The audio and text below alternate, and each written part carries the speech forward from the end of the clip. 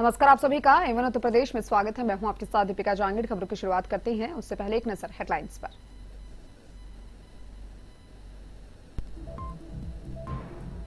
उत्तर प्रदेश में मिशन रोजगार के तहत मिली नियुक्तियां। मुख्यमंत्री योगी ने 7182 एएनएम को दिए नियुक्ति पत्र। उप मुख्यमंत्री ब्रजेश पाठक भी रहे मौजूद।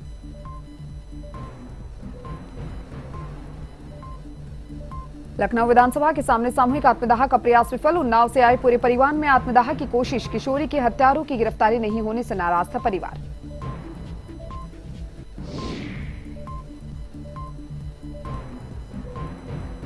झांसी में रफ्तार का कहर। बेकाबू ट्रक ने योगा कर रहे 6 बच्चों को रौंदा। हादसे में 3 बच्चों की मौत, 3 की हालत गंभीर।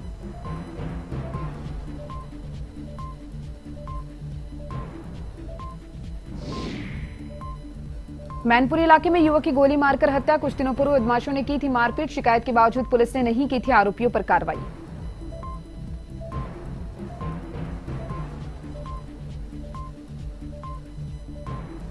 जीवा की हत्या मामले में नया मोड़। काठमांडू के माफिया ने दी थी 20 लाख की सुपारी। लखनऊ जेल में बंद माफिया के भाई की जीवा ने की थी बेइज्जती।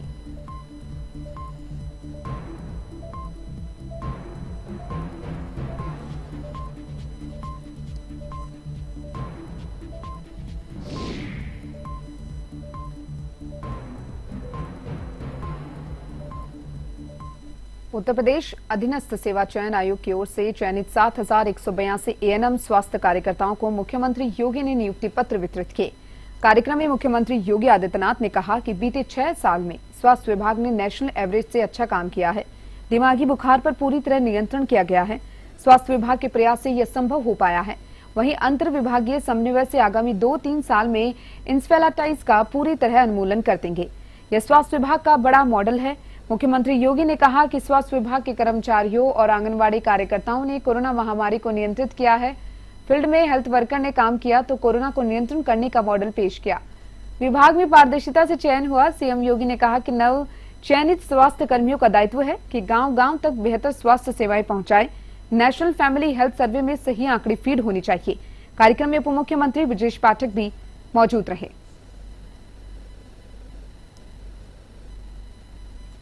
लेकिन अधीनस्थ सेवा चयन आयोग ने चयन की प्रक्रिया को पूरी पारदर्शी तरीके से आगे बढ़ाया था। लेकिन उसमें हर चयन की प्रक्रिया में उत्तर प्रदेश में 25 करोड़ की आबादी का राज्य है और उस चयन की प्रक्रिया में कुछ न कुछ विघ्न बाधा लोग डालने का प्रयास करते हैं। लेकिन विगत 5 और 6 वर्ष के अंदर आपने देखा होगा कि किसी भी चयन की प्रक्रिया में हम लोगों ने किसी भी प्रकार की धांधली या अव्यवस्था या अराजकता या भ्रष्टाचार को किसी भी स्थिति में स्वीकार नहीं किया है। चाहे वह उत्तर प्रदेश लोक सेवा आयोग हो, उत्तर प्रदेश अधीनस्थ चयन आयोग हो, उत्तर प्रदेश उच्चतर शिक्षा चयन आयोग हो या माध्यमिक शिक्षा चयन आयोग, या पुलिस की भर्ती हो या बेसिक शिक्षा परिषद की भर्ती। इन भर्ती की प्रक्रिया को पूरी पारदर्शी तरीके के साथ प्रदेश के अंदर संपन्न करते हुए अब तक लगभग 6 लाख भर्ती की प्रक्रिया को हम पूरा करने जा रहे हैं। प्रदेश के नौजवानों को सरकारी नौकरी में व्यवस्था प्रदेश के अंदर दी जा रही है और उस व्यवस्था के अंतर्गत कहीं भी किसी को उंगली उठाने का अवसर नहीं प्राप्त हुआ। लेकिन जिन लोगों के इस अनैतिक कार्य पर हम लोगों ने प्रहार किया है, हमारे चयन बोर्ड ने उसको रोका है, उनके अनैतिक गतिविधियों को पूरी शक्ति के साथ रोका है, वे लोग कुछ न कुछ डिस्टरबेंस करने का प्रयास करते हैं और उनके द्वारा हर एक प्रक्रिया को पारदर्शी तरीके से संपन्न होने के बाद भी वे व्यवधान डालने का प्रयास करते हैं। लेकिन पहले उच्च न्यायालय में और फिर उच्चतम न्यायालय में अंततः यह फैसला आपके पक्ष में आया है। मैं इसके लिए आप सबको ढेर सारी बधाई देता हूं और अपनी शुभकामनाएं भी देता हूं। आप में से जितने भी चयनित हुए हैं, आप में से किसी को भी सिफारिश कराने की नौबत नहीं आई होगी, किसी भी प्रक्रिया में नहीं, और उसकी कोई आवश्यकता भी नहीं है, क्योंकि हमने पहले दिन इस बात को कहा है। आपने देखा होगा 2014 में प्रधानमंत्री मोदी जी ने प्रधानमंत्री पद का दायित्व संभालने के साथ ही उन्होंने इस बात को कहा था कि हमारे लिए पूरा देश केंद्र की मोदी सरकार के 9 साल पूरे होने पर शाहजहांपुर में तिलहर विधानसभा के विधायक सलोना कुशवाहा ने प्रेस कॉन्फ्रेंस कर सरकार की उपलब्धियां गिनाई। उन्होंने कहा कि सरकार की जन उपयोगी योजनाएं जनता को राहत पहुंचा रही है। वहीं तमाम योजनाओं के माध्यम से गरीबों को काफी राहत पहुंचाई गई है। साथ ही हर गरीब को प्रधानमंत्री आवास योजना में छत मुहैया करवाई गई है। विधायक ने बताया कि कोरोना काल में जहां पूरा विश्व कोरोना जैसी भयंकर बीमारी से जूझ रहा था, तो वहीं कम समय में हमारी सरकार ने कोरोना की दवाई उपलब्ध कराकर देशवासियों को कोरोना जैसी महामारी से मुक्ति दिलाई है। बेटियों के लिए आज हमारी माननीय मोदी जी के 9 साल बेमिसाल और 9 साल माननीय प्रधानमंत्री जी के पूरे हुए हैं। तो आज देखा जाए कि चारों तरफा विकास इस पार्टी ने किया हुआ है। वो विकास लोगों ने फिर से मतलब 2 बार माननीय मुख्यमंत्री जी रिपीट किए हुए हैं और फिर से वही बनेंगे। विकास है कि मतलब चारों तरफ कोई भी यहाँ पे योजना ले लीजिएगा, चाहे वो पानी, शिक्षा, चाहे वो किसान सम्मान निधि हो, चाहे वृद्धा पेंशन हो, चाहे विधवा पेंशन हो, चाहे सामूहिक शादियाँ हों, ऐसे हमारी सरकार ने 133 योजनाएं बनाई हैं, वो जो घर घर तक पहुँचा के, और जनता भी चाह रही है कि मोदी जी फिर से लौट के आए। कहना चाहेंगे कि भारत की छवि एक विश्व के महान देशों में होने लगी है। मोदी जी ने भारत देश की अस्मिता को आगे बढ़ाया, पूरे विश्व में मान हो रहा है और गरीब, किसान, मजदूर, महिलाएं सबके लिए काम किया है। इसलिए ये देश आगे बढ़ रहा है और जनता मांग कर रही है कि तिवारा भी मोदी प्रधानमंत्री बने, ऐसा एहसास हुआ। अब खबर लखनऊ से है, जहां उन्नाव से आए एक परिवार ने आत्मदाह करने की कोशिश की। दरअसल ये परिवार उन्नाव में किशोरी की हत्या को लेकर आक्रोश में था, जिसको लेकर इस परिवार ने विधानसभा के सामने आत्मदाह का प्रयास किया। परिवार में कई बच्चे और महिलाएं भी शामिल थे, जिन्हें काफी मशक्कत के बाद पुलिस ने आत्मदाह करने से रोका। पुलिस ने पीड़ित परिवार को जल्द से जल्द आरोपियों को गिरफ्तार करने का आश्वासन दिया। बहुत मारा गया है। मारा किसने है आपको? संकटा सिंह और मोहित। ये संकटा सिंह कौन है? ये गांव के ही हैं। अच्छा, क्या ये लोग सभी बाहुबली लोग हैं? हाँ, ये बाहुबली लोग हैं, ये सब विधायक के आदमी हैं। विधायक जी कौन है जी? ये अनिल सिंह विधायक है। अनिल सिंह जी विधायक हैं। इन्हीं के सब कार्यकर्ता हैं क्या? जी, ये कार्यकर्ता हैं। जमीन इन्हीं के संरक्षण में कब्जा की जा रही है आप लोगों की? संरक्षण में कब्जा की जा रही है। अच्छा, तो इसकी सूचना आपने जब थाने में दी तो विधायक जी का दबाव है क्या इसमें? जी, इसमें विधायक जी का दबाव है पूरा का पूरा। इसीलिए लखनऊ कोर्ट में हार्डकोर क्रिमिनल संजय माहेश्वरी उर्फ जीवा की हत्या मामले में नया मोड़ आ गया है। हत्या आरोपी विजय यादव ने पुलिस को बयान दिया कि उसने काठमांडू के माफिया अशरफ के कहने पर जीवा की हत्या की। विजय का इस कहानी में माफिया अतीक का नाम भी आया। उसने अशरफ को माफिया अतीक का दोस्त बुलाया। पुलिस सूत्रों के मुताबिक शुरुआती पूछताछ में हत्या आरोपी विजय ने बताया कि जीवा की हत्या की डील नेपाल की राजधानी काठमांडू में हुई थी। वहां उसकी मुलाकात अशरफ नाम के व्यक्ति से हुई। वह नेपाल का माफिया है। उसने ही जीवा की फोटो दिखाकर उसकी हत्या के लिए 20 लाख रुपए की सुपारी दी थी। अशरफ ने जीवा की हत्या क्यों करवाई और उसकी क्या दुश्मनी थी, इस सवाल पर विजय ने पुलिस को बताया कि अशरफ का भाई अतीफ लखनऊ जेल में बंद है। वहां कुछ दिन पहले जीवा और अतीफ में विवाद हो गया था। जीवा ने उसकी दाढ़ी नोच ली थी। ये बात अशरफ को पता चली थी। इसके बाद उसने जीवा की हत्या का प्लान बनाया। विजय ने यह भी बताया कि लखनऊ पहुंचने पर 5,000 रुपए और पिस्टल दी गई। बाकी पैसा काम होने के बाद देने की बात कही। बड़ी रकम मिलने के लालच में ही उसने जीवा की हत्या की सुपारी ली थी। इधर जीवा की सुरक्षा में तैनात दरोगा उदय प्रताप सिंह ने इस हत्याकांड की FIR दर्ज कराई है। तो वहीं SIT ने JCP कानून व्यवस्था के कार्यालय में जीवा की सुरक्षा में आए 10 पुलिसकर्मियों के बयान लिए। जीवा की हत्या के मामले में पुलिस अफसरों ने कोर्ट की सुरक्षा में तैनात 6 पुलिसकर्मियों को निलंबित कर दिया। शुरुआती पड़ताल में पुलिसकर्मियों की लापरवाही उजागर हुई है।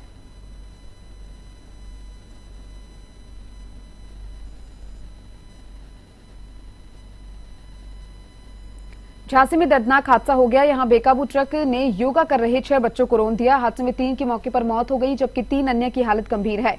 हादसा कानपुर झांसी हाईवे पर पूंछ थाना क्षेत्र के मडोरा खुर्द गांव के पास हुआ। घटना के बाद ड्राइवर ट्रक लेकर मौके से भाग गया, जबकि क्लीनर को लोगों ने पकड़ लिया। मौके पर पहुंची पुलिस ने सभी शव को पोस्टमार्टम हाउस भेज दिया है। घायलों को मेडिकल कॉलेज में एडमिट करवाया। हादसे के बाद ग्रामीणों में आक्रोश है, जिनका जानकारी के मुताबिक ट्रक कानपुर से झांसी की तरफ जा रहा था। मडोरा खुर्द गांव के 6 लड़के हाईवे की सर्विस लेन के किनारे योगा और एक्सरसाइज कर रहे थे, तभी अचानक ट्रक अनियंत्रित हो गया और डिवाइडर तोड़ते हुए सर्विस लेन में जाकर लड़कों को रौंद दिया। हादसे में अभिराज, अभिनव और अनुज यादव की मौके पर मौत हो गई।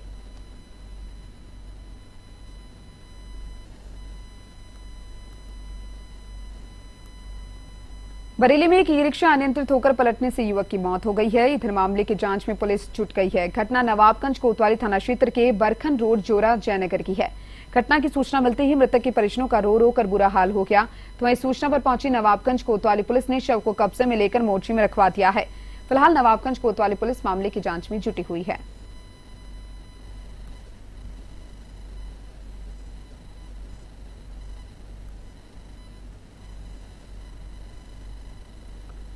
उत्तर प्रदेश की जनता को बेहतर स्वास्थ्य सेवाएं देने के लिए प्रदेश सरकार के निर्देश पर हमीरपुर में एएनएम स्वास्थ्य कर्मियों को नियुक्ति पत्र वितरित किए गए। इसके तहत कलेक्ट्रेट परिसर स्थित अब्दुल कलाम सभागार में हुए वितरण कार्यक्रम में राज्यसभा सांसद बाबूराम निषाद, सदर विधायक मनोज प्रजापति, राज्य विधायक मनीषा अनुरागी और नगर पालिका अध्यक्ष कुलदीप निषाद भी मौजूद रहे, जिन्होंने 48 एएनएम स्वास्थ्य कर्मियों को नियुक्ति पत्र वितरित किए। जिसके बाद लंबे समय से इंतजार कर रही एएनएम कार्मिकों के चेहरे खुशी से खिल उठे।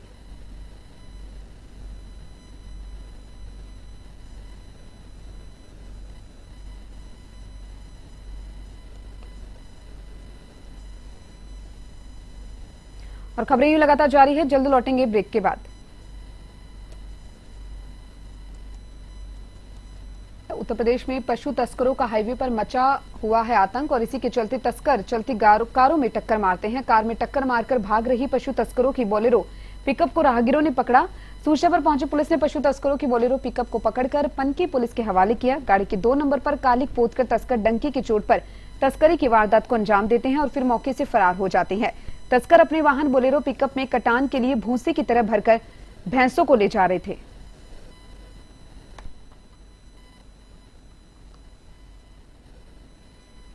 बरेली की फरीदपुर पुलिस ने चोरी की ट्रैक्टर बेचने वाले गिरोह के 5 बदमाशों को अरेस्ट किया है। इनके पास से अलग अलग कंपनियों के 12 ट्रैक्टर बरामद किए गए। मुखबिर की सूचना पर पुलिस ने कार्रवाई को अंजाम दिया। पुलिस पूछताछ में आरोपियों ने बताया कि चोरी की ट्रैक्टर खरीदकर उनके फर्जी रजिस्ट्रेशन के कागज बनाकर किसानों को बेच देते थे। सभी गिरफ्तार आरोपी कबाड़ी व्यापारी हैं। कोतवाली पुलिस ने सभी आरोपियों को न्यायालय में पेश किया गया। हालांकि पुलिस अन्य आरोपियों की तलाश में जुटी हुई है।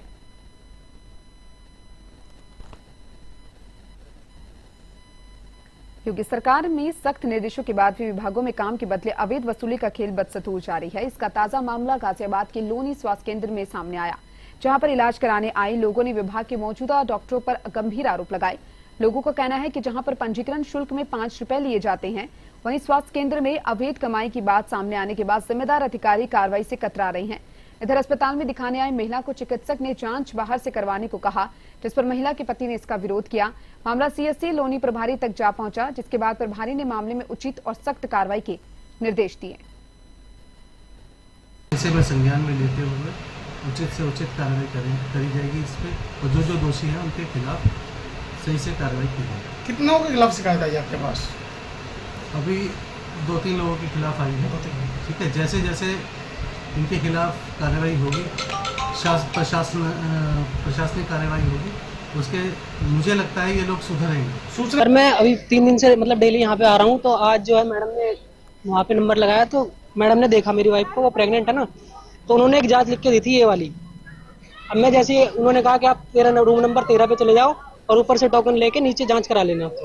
अब मैं जैसे ही ऊपर गया तो उन्होंने मुझे कहा कि आप मुझे अंदर बुलाया, कह रहे अंदर आ जाओ। फिर उन्होंने कहा कि ये वाली जांच तो यहीं पे हो जाएगी आपकी, लेकिन ये वाली आपको बाहर से करानी पड़ेगी। मैंने कहा बाहर से कहाँ से? कह रहे, मैंने कहा उनसे कि गुप्ता, मैं अल्ट्रासाउंड करा के लाया था कल के गुप्ता वाले से, तो मैंने कहा गुप्ता वाले से करा लेंगे हम।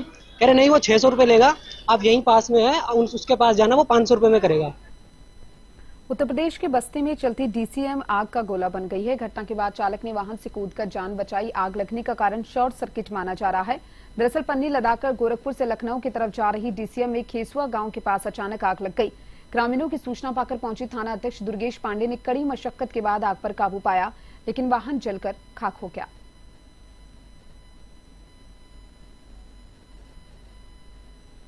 पीलीभीत के ग्रामीण इलाकों में बाघ के मूवमेंट से लोगों में दहशत व्याप्त है। दरअसल पीलीभीत जंगल से निकलकर बाघ ग्रामीण इलाकों में चहलकदमी कर रहा है। माला रेत से निकलकर बाघ हरदोई बरांच नहर की पटरी पर नजर आया। इधर बाघ के मूवमेंट की सूचना पाकर वन विभाग की टीम मौके पर पहुंची। वहीं नशे में धुत वन दरोगा से ग्रामीणों की नोकझोंक हो गई, जिससे लोग आक्रोशित हैं। फिलहाल बाघ को रेस्क्यू करने के प्रयास जारी हैं।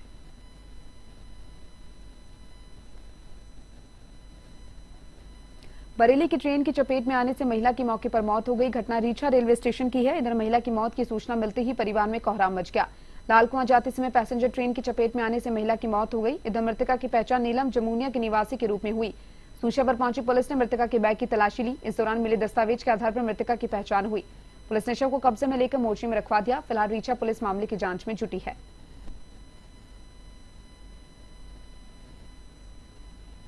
मैनपुरी की गिरोह थाना क्षेत्र स्थित पचावर में युवक की गोली मारकर हत्या का मामला सामने आया। दरअसल कुछ दिन पूर्व पीड़ित परिवार के साथ मारपीट हुई थी। ऐसे में पुलिस ने किसी तरह की कठोर कार्रवाई नहीं की। इस दौरान दोनों बार मामूली धाराओं में मुकदमा दर्ज किया था। इसके चलते बेखौफ बदमाशों ने संजय की गोली मारकर हत्या कर दी, जबकि कुछ घायलों का अस्पताल में इलाज जारी है। फिलहाल पुलिस मामले की जांच में जुटी है।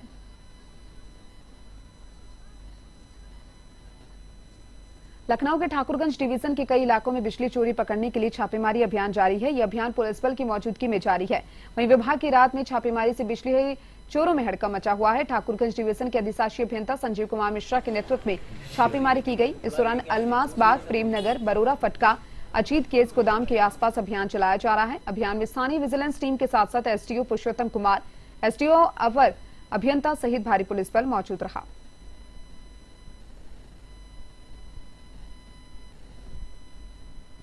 इन सभी खबरों के साथ फिलहाल के लिए उत्तर प्रदेश में इतना ही। मुझे दीजिए इजाजत। नमस्कार।